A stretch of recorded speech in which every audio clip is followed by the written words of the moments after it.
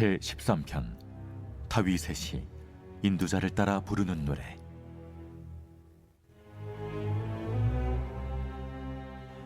여호와여, 어느 때까지니이까? 나를 영원히 잊으시나이까? 주의 얼굴을 나에게서 어느 때까지 숨기시겠나이까? 나의 영혼이 번민하고 종일토록 마음에 근심하기를 어느 때까지 하오며, 내 원수가 나를 치며 자랑하기를 어느 때까지 하리이까? 여호와 내 하나님이여, 나를 생각하사 응답하시고 나의 눈을 밝히소서. 두렵건대 내가 사망의 잠을 잘까 하오며, 두렵건대 나의 원수가 이르기를 내가 그를 이겼다 할까 하오며, 내가 흔들릴 때 나의 대적들이 기뻐할까 하나이다.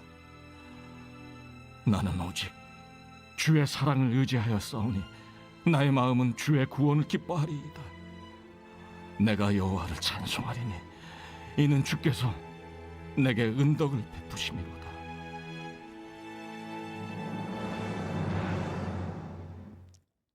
빛이 있으라. 오늘도 말씀의 은혜와 또 그 지혜로 감사하고 복된 날 되기를 주님의 이름으로 기도하고 또 축복합니다. 오늘 함께 나눌 말씀 시편 13편입니다. 제가 이 시편을 묵상할 때 오직 주의 사랑에 매여 기뻐하고 노래합니다, 이 찬양이 생각이 났어요. 왜 그런 찬양이 생각났을까? 우리 같이 한번 말씀을 살펴보기를 원합니다. 1절과 2절 같이 읽겠습니다. 여호와여, 어느 때까지니이까? 나를 영원히 잊으시나이까? 주의 얼굴을 나에게서 어느 때까지 숨기시겠나이까?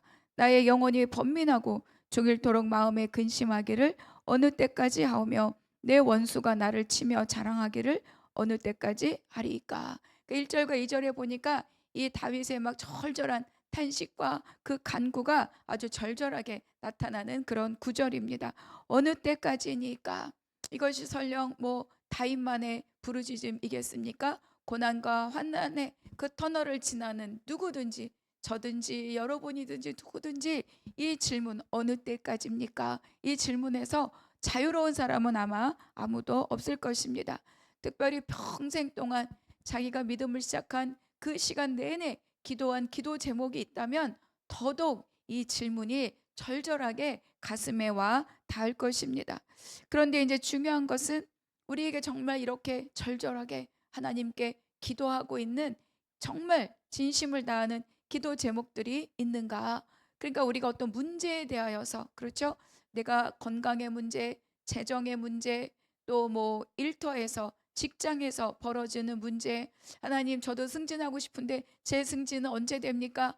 이런 거, 이런 것도 굉장히 내 삶을 하나님께 맡기고 구하는 중요한 기도이지만, 또 중요한 기도가 있죠. 하나님, 언제까지입니까? 내 남편은 언제까지입니까? 내 자녀는 언제까지입니까? 내 딸은 언제까지입니까? 내 아들은 언제까지입니까? 내가 아닌 누군가의 영혼이 복음 안으로, 말씀 안으로, 예배 안으로, 믿음 안으로 들어오기 것을 이렇게 우리가 절박해 눈물로 언제까지입니까? 이렇게 탄식하며 기도하고 있는가? 우린 잠시 돌아보면 좋겠습니다. 우리는 가끔 그렇게 이야기를 하죠. 다 큰 애들을 그렇게 믿음을 강요할 수 있겠느냐? 그리고 또 어떻게 와라, 오지 마라, 어떻게 말할 수 있겠느냐? 더 머리 다 큰 아이들을 내가 어떻게 하겠느냐? 그렇죠. 그러니까 이거는 교회를 끌고 온다든지 강요한다든지 회유한다든지 이런 차원의 일은 결코 아닙니다. 그런데 중요한 것은 내 마음 안에 그들의 그 영혼과 믿음의 삶을 위한 절박한 탄식과 끊임없는 하나님을 향한 우리의 기도가 있는가? 그것을 한번 우리가 생각해 보는 거죠. 그러니까 그런 일들은요, 겉으로 강요할 수는 없어요. 그러나 우리의 눈물의 기도가 지속되어야 합니다. 그리고 그 가족들, 아내든 남편이든 딸이든 아들이든 동생이든 형제든 누구든지 간에 그 영혼을 위한 우리의 눈물의 기도, 탄식의 기도가 있어야 하고, 그 복음으로 들어오지 않는 그 사람의 주변을 둘러싸고 있는 그 환경들, 그들의 관심과 그들의 마음을 빼앗고 있는 환경, 그들의 관심과 마음을 빼앗고 있는, 자기 만족감을 주고 있는 어떤 그런 환경들, 하나님 그것으로부터 그 사람이 그 영혼이 벗어나게 해 주시옵소서. 그래서 우리는 중보해야 되는 거죠. 선포하고 기도하고 중보하고. 그래서 그 안타까움과 그 눈물이 우리 안에 항상 남아 있어야 됩니다. 언젠가 때 되면 오겠지. 언젠가 또 하나님이 일하시겠지. 우리의 기도를 통해서 일합니다. 우리의 눈물을 통해서 일하시죠. 하나님이 그 영혼을 사랑하시기 때문에 어떤 형태로든 누구를 통해서든 일하실 수 있지만 그 길이 내가 되어야 된다는 그 마음이 바로 그 영혼에 대한 우리의 사랑일 것입니다. 그래서 가족에 대한 또 누군가 어떤 영혼에 대한 그 영혼이 정말로 하나님 앞으로 오기를 위해서 우리가 눈물로 그것이 1년이든 평생이든 기도할 수 있는 저와 여러분이 되기를 바랍니다. 그리고 우리가 또 그렇게 막 어떤 간절하게 기도하고 있는데 그 기도가 길어질 때 우리한테 또 오는 어떤 마음이 무엇이냐 하면 바로 하나님에 대한 마음인 거죠. 나를 잊으셨는가? 나오죠? 어느 때까지 숨기시겠나이까? 어느 때까지 하겠습니까? 나를 잊으셨습니까? 이런 또 우리의 여기에 사실은 하나님과의 관계 안에서 이 단절감이 사실은 진짜 우리를 절망하게 하는 거죠. 근데 예수님도 십자가에 달려 돌아가실 때 어찌하여 나를 버리십니까? 이렇게 기도하지 않으셨습니까? 그런데 예수님은 그 기도에서 끝나지 않아요. 나중에 다 이루었다. 내 영혼을 주께 의탁하나이다. 순종하시고 그 하나님의 뜻을 성취하시는 것에 자기를 온전히 들이셨죠. 근데 사실 이스라엘 백성들도 애굽을 나왔으나 뒤에는 애굽 병거가 추격해오고 앞에 홍해가 넘실댈 때 그때 백성들이 한 일은 하나님을 찾는 게 아니라 하나님을 향해서 원망하는 거예요. 매장지가 없어서 우리를 끌고 나왔느냐. 그러나 모든 것을 다스리는 하나님은 우리의 모든 부르짖음을 들을 뿐만 아니라 그 길들을 지금 준비하고 계시다는 것을 기억하시기를 바랍니다. 그래서 우리가 할 일은 뭐예요? 스스로 길을 만들지 않는 거예요. 이것이 믿음입니다. 스스로 길을 만들지 않고 끝까지 하나님 앞에 머물러 있는 거죠. 언제까지? 하나님이 길을 열어 보이실 때까지 그 길을 밝히 열어서 내가 갈 길이 여기구나. 내가 갈 길이 이거구나. 내가 할 일이 이거구나. 내 마음이 이거구나 라고 알아지는 때까지. 그러면 이제 길들이 하나님이 이미 열어놓으셨는데 우리의 마음이 닫혀서 못 볼 수도 있거든요. 그것을 밝히 보여주는 그 자리, 거기까지 우리는 계속 기도의 자리에 있어야 되는 겁니다. 그 전에 내가 내 살 길을 찾는 것, 그게 또 고난의 길을 넓게 하고 길게 하는 이유가 되는 거죠. 근데 다윗에게 또 두려움이 있습니다. 어떤 두려움인가? 3절과 4절 함께 읽어볼게요. 여호와 내 하나님이여 나를 생각하사 응답하시고 나의 눈을 밝히소서. 두렵건대 내가 사망의 잠을 잘까 하오며 두렵건대 내가 나의 원수가 이르기를 내가 그를 이겼다 할까 하오며 내가 흔들릴 때 나의 대적들이 기뻐할까 하나이다. 그러니까 육신의 죽음을 맞을까? 이 죽음도 두렵고 근데 죽음 자체가 두렵다기보다는 자기가 죽거나 자기가 요동하는 것으로 인하여서 바로 자기의 원수들과 대적들이 아 내가 이겼다. 내가 다윗을 흔들었다. 내가 다윗을 무너뜨렸다. 이렇게 자랑할까 봐 그것이 더 두렵습니다. 이렇게 고백하고 있는 거죠. 그러니까 다윗은 자기가 육체적인 사망으로 인하여서 하나님 죽는 것 자체가 두렵기보다는 이 일들이 하나님을 경외하는 자를 무너뜨리는 그 악인들의 행동, 그 악행들, 그들이 하나님 앞에 의기양양해서 하나님의 이름을 손상시키고 하나님을 경외하는 자들이 모욕을 당하고 그런 요소가 될까봐 다윗은 그러니까 하나님 그들의 승리를 기뻐하고 승리를 선언하지 않도록 하나님 나를 구원하여 주시옵소서. 이렇게 하나님께 구원을 간구합니다. 여러분 우리가 진짜 두려워할 죽음이 있죠. 그것은 무엇입니까? 영적인 사망의 잠입니다. 영적인 사망의 잠. 그러니까 아담과 하와에게 반드시 죽으리라는 사실 그들은 육신적인 죽음을 생각했지만 육신적인 죽음이 아니라 영적인 죽음이었어요. 하나님의 관계가 단절되고 하나님의 임재가 떠나는 영적인 죽음이었던 거죠. 근데 그들은 그걸 몰랐습니다. 우리도 마찬가지입니다. 우리가 진짜 두려워할 일은 뭐냐? 내 육신의 죽음 이거보다 살아있는데 살아 죽은 자로 사는 것, 이것에 대한 두려움을 가져야 합니다.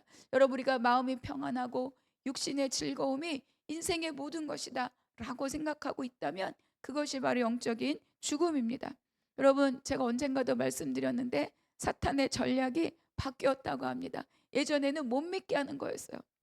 예수를 못 믿게 하고 복음을 아예 못 듣게 하고, 그리고 믿음을 갖지 못하게 하고, 교회를 못 다니게 하고. 그 예전에는 사탄의 전략이 불신 전략이었다면 요즘은 그 사탄의 전략이 바뀌었어요. 교회를 다니게 하는 거예요. 그리고 내가 예수를 잘 믿고 있다라고 생각하고 착각하게 만든다는 거죠. 그런데 그 다음에 하고 있는 일이 뭐냐?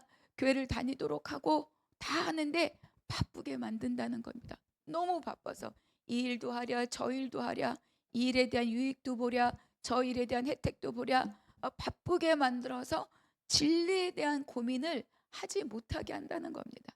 진리에 대해서 고민하지 못하게 하고, 그래서 계속 진리를 찾아가는 일들을 미루는 거예요.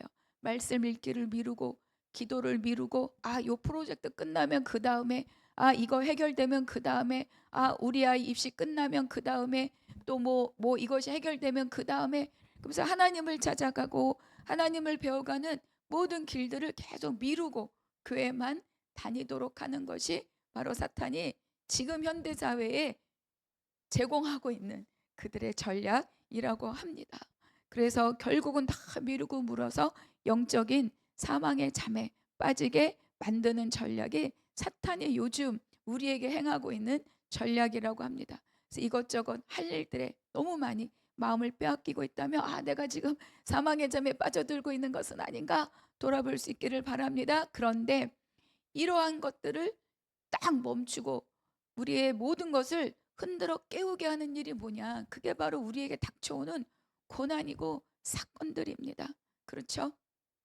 우리는 그래야 된다라고 알고 있지만 딱 끊고 하나님 앞에 돌아오는 게 쉽지 않아요. 내 몸에 익숙한 들이 나를 훨씬 빠르게 유혹하고 우리를 이끌어가고 있기 때문입니다. 그래서 하나님은 고난과 사건을 통해서라도 나를 멈추게 하는 거예요. 이게 뭐지? 그러면서 방향도 점검하고 속도도 점검하고 내 속을 돌아보게 합니다. 내 안에 무엇이 있었는가? 내가 이 일을 열심히 하고자 하는 그 뜻이 무엇이 있었는가? 하나님의 뜻을 쫓고자 함이었는가? 나의 필요를 채우기 위함이었는가를 돌아보게 하는 거죠. 그래서 정말 슬프게도, 그러나 또 어때요? 감사하게도 우리에게 사건과 고난이 있음이 그래서 복이라는 거예요. 예전에는 고난이 축복입니다. 저는 이런 말을 들으면 너무 원통하고 억울했는데 고난이 축복입니다. 그 말 앞에 우리가 인정할 수밖에 없습니다. 사건과 고난이 정말 사단의 괴계에 우리가 막 모르게 미혹돼서 휩쓸려 가고 있을 때 그거를 탁 정방향으로 조준하게 만드는 것이 바로 사건과 고난이다. 그래서 우리가 할 일은 무엇이냐면 좋은 일이 있고 평안한 일이 있는 건 물론 감사하죠. 그럴 때 우리는 내가 이 일로 내가 영적인 사망의 잠에 빠져들지 않아야 되겠다. 이런 사망의 잠에 대한, 영적인 사망의 잠에 대한 두려움과 경각심을 가질 수 있는 자가 되기를 바랍니다. 그래서 5절과 6절이에요. 함께 읽겠습니다. 나는 오직 주의 사랑을 의지하였사오니 나의 마음은 주의 구원을 기뻐하리이다. 내가 여호와를 찬송하리니 이는 주께서 내게 은덕을 베푸심이니이다. 단식하고 하나님, 나 이런 게 두려운데 나를 구원하옵소서 이렇게 기도하고 구원을 바라던 다윗이 이제 어떻습니까? 하나님을 찬양하는 거죠. 상황은 아직 변하지 않았습니다. 그러나 그가 하나님의 구원을 보며 그의 시선과 그의 관점이 하나님께로 교정되고 고정되었을 때, 그때 바로 이 다윗이 하나님을 찬양하고 기뻐하고 찬송한다. 이렇게 하나님을 노래합니다. 여러분, 이 기쁨과 즐거움과 찬송은 기도하는 자만이 가질 수 있는 위로이며 기쁨입니다. 여러분, 문제 해결은 잠깐이에요. 그런데 우리가 문제 해결에만 초점이 있으면 우리가 진짜 하나님께 드려야 될 감사와 찬양이 무엇인지 잘 몰라요. 그리고 우리 인생에 문제가 없는 때가 없어요. 하나가 끝나면 또 다른 하나가 끝나면 또 다른 하나가. 우리 부모님들을 보면 자녀가 태어났을 때는 먹이고 입히는 거예요. 교육시키는 거예요. 그러면 또 입시에, 그러면 또 취업에, 그러면 또 결혼에, 그 다음에는 출산에, 또 뭐 집을 장만하는 일에. 그러니까 염려와 문제는 우리 인생에서 끝나는 게 없다는 거예요. 그러면 우리가 진짜 기쁨을 누리는 것은 무엇인가? 결국은 문제가 없는 이 인생에서 문제에 밀려가는 것이 아니라 문제를 감당하고 이기는 삶을 살아가야 되는 것이 아니겠습니까? 바로 이 믿음의 능력을 구하고, 그리고 이것을 이기며 감당하며 살아가는 그 힘이 어디로부터 오느냐?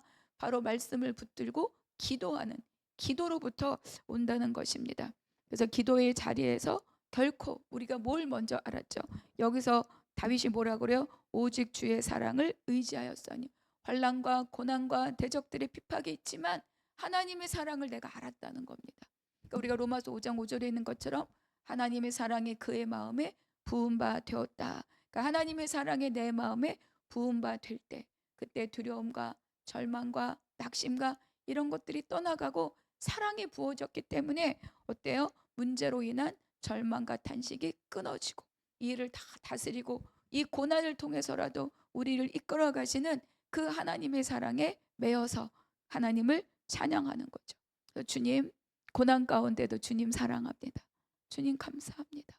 주님을 찬양하고 노래하는 사람이 된다는 거예요. 그래서 오직 주의 사랑에 매였다. 다윗이 고백합니다. 그래서 나의 마음은 주의 구원을 기뻐하리이다. 여호와를 찬송하리이다. 주님이 나에게 은덕을 베푸심이니이다. 그래서 자기 죽음으로 확증하신 그 사랑이 내 마음 안에 부어질 때, 기도할 때 부어집니다. 문제만 바라보고 염려와 근심과 생각으로는 이 사랑을 깨달을 수가 없어요. 기도할 때 부어지고 그 사랑이 부어질 때 고난의 환경을 뛰어넘어서 하나님의 사랑을 알게 되고 그 사랑에 매여서 기꺼이 그 길을 감당할 수 있는 사람이 되는 거죠. 다윗이 오늘 그것을 우리에게 가르쳐주고 있습니다. 여러분, 고난의 환경이 지금 있다 할지라도, 내가 정말로 버겁고 벗어버리고 싶은 일이 있다 할지라도 기도하는 자리를 벗어나지 않고 기도하는 자리를 지키면서 하나님의 사랑에 부어져서 넉넉하게 그 길을 감당하는 저와 여러분이 되기를 바랍니다. 그래서 오늘 하루는 기도하시는 우리 모든 성도님들의 입술에서 하나님 향한 찬양과 감사와 희락이 터져 나오기를 축복하고 기도합니다. 우리 묵상 질문 같이 보겠습니다. 오직 주의 사랑에 매여서 기뻐하다. 절망 가운데 있지만 다윗은 결국 찬양합니다. 나는 보이지 않아도 일하신 하나님을 바라고 그 사랑을 의지하여 형편을 넘어서서 기뻐하는 삶을 살고 있습니까? 오늘 하루가 이렇게 기뻐하고 주님을 찬양하는 복된 날 되기를 바랍니다. 기도하겠습니다. 하나님 감사합니다. 오늘 깨달은 말씀으로 오늘 하루를 강건히 살게 하여 주시옵소서. 문제가 지속되고 있다 할지라도 절망하지 않고 무엇보다 어떤 일이든지 그 기도 제목이 오래되어서 혹시 나를 잊으셨는가 버리셨는가 의심되는 그 순간에 우리를 죽기까지 사랑하신 그 하나님의 사랑을 기억하는 우리가 되게 하여 주시옵소서. 그 사랑이 내 마음에 쏟아 부어져서 주의 사랑을 내 마음에 담고 지금에 겪고 있는 모든 고난의 터널을 넉넉히 감당하는 자가 되게 하여 주시옵소서. 오늘도 주께 부탁드리고 감사하며 그 이름을 찬양하며 예수 그리스도 이름으로 기도하옵나이다. 아멘.